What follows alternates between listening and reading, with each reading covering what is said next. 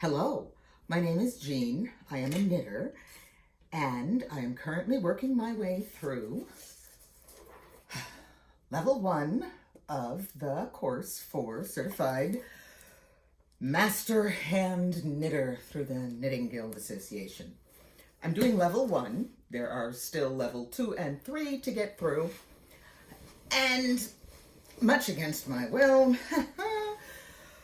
I have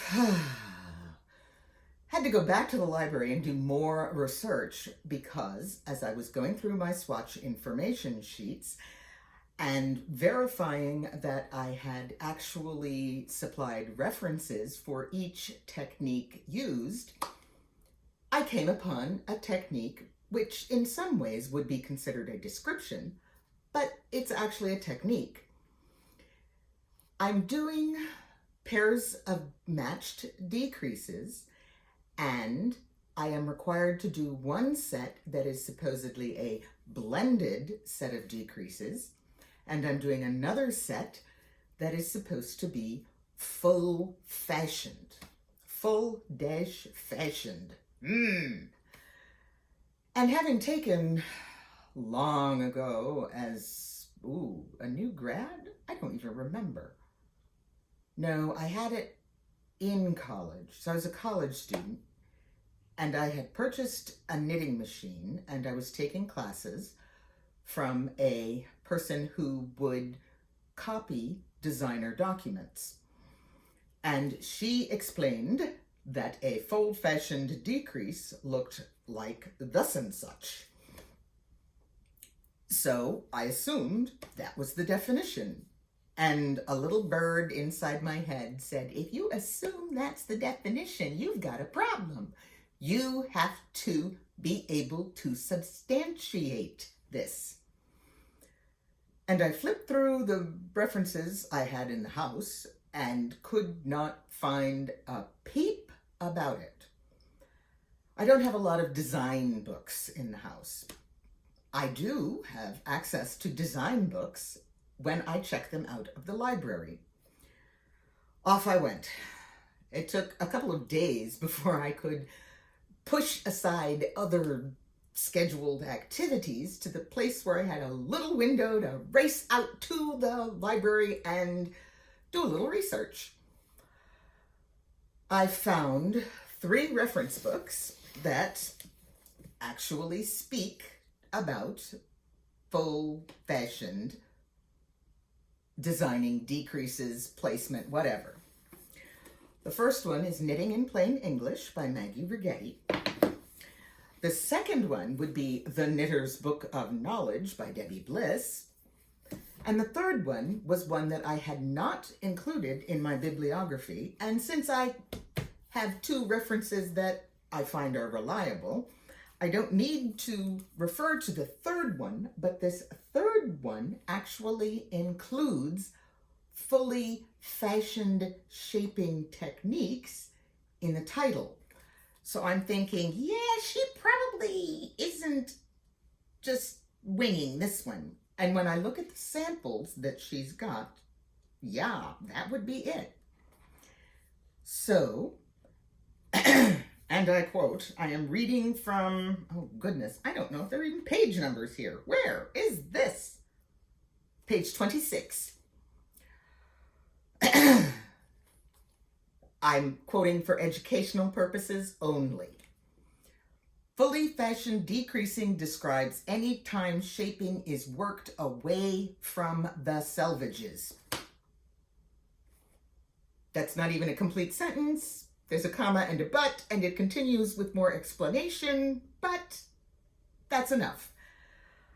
For what it's worth, this book, lots and lots of really good information on making design choices for managing shaping when you are creating sleeves, neckline, waistline, hemline, any kind of part of a garment.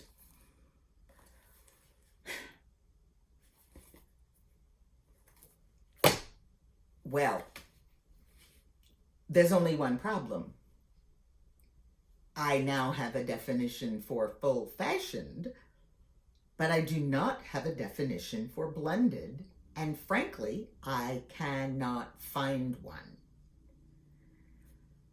So I'm going to throw up my hands and I'm going to comment that I searched through every reference book that was listed in the bibliography and through reference books that were not included in the bibliography since they had nothing I could use, so I couldn't put them in the bibliography as being used by anything.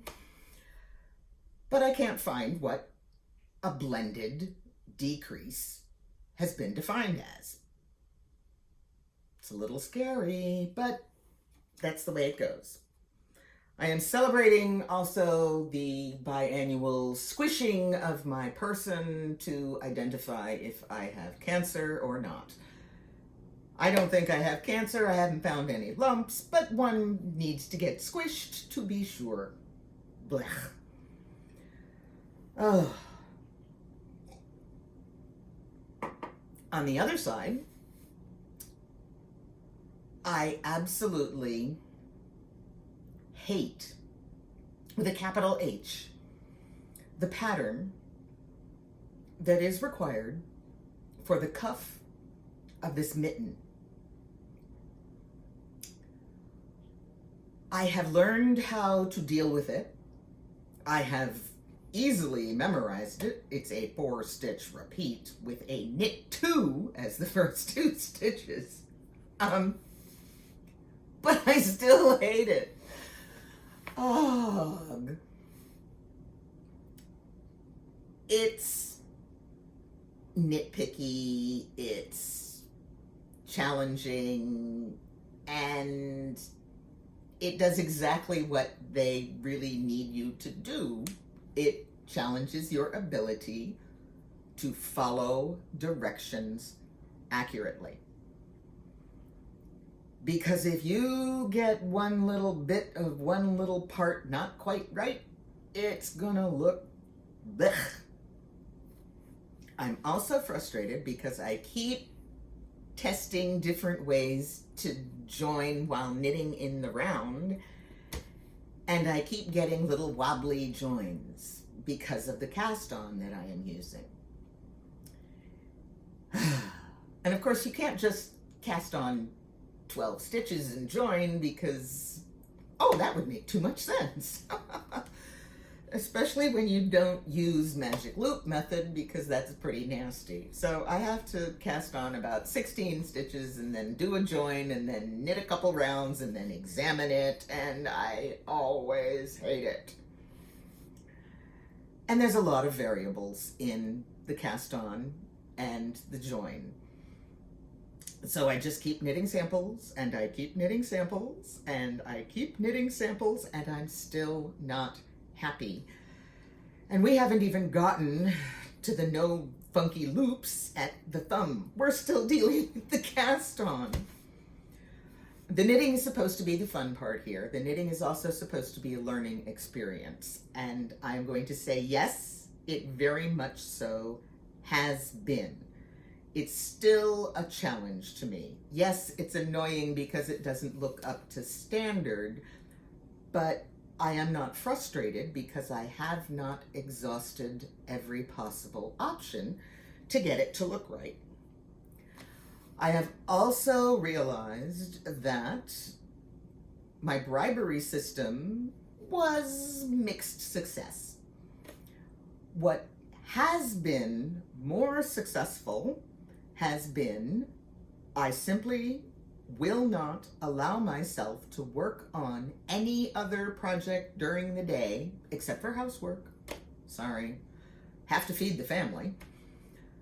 Unless I have first sat down at the computer and worked on my swatch information sheets for either as far as I can go until I get absolutely stuck, like when I had to go back to the library, or have completely and totally finished 2.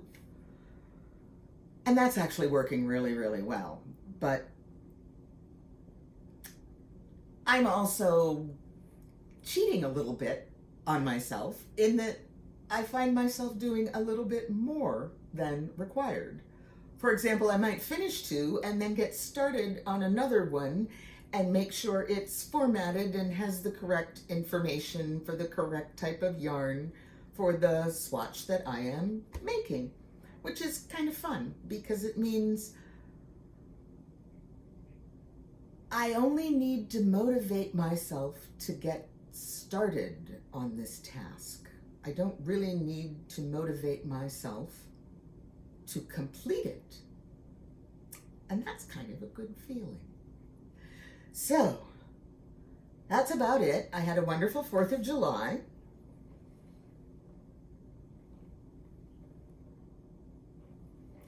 I don't own red, white, and blue shirts. I did not feel like going out and buying something to wear just for one day. And so I went for something a little more fun and interesting. It'll come off with baby oil. I'll be fine. I hope you all had a wonderful 4th. I was actually able to knit something on the 4th, even though it was just another trial on the cuff of this mitten, but it was okay. And I was able to relax. We had a nasty thunderstorm, and I did not get to see any fireworks. I love fireworks, but it is what it is. So, everybody have a wonderful day and just keep knitting.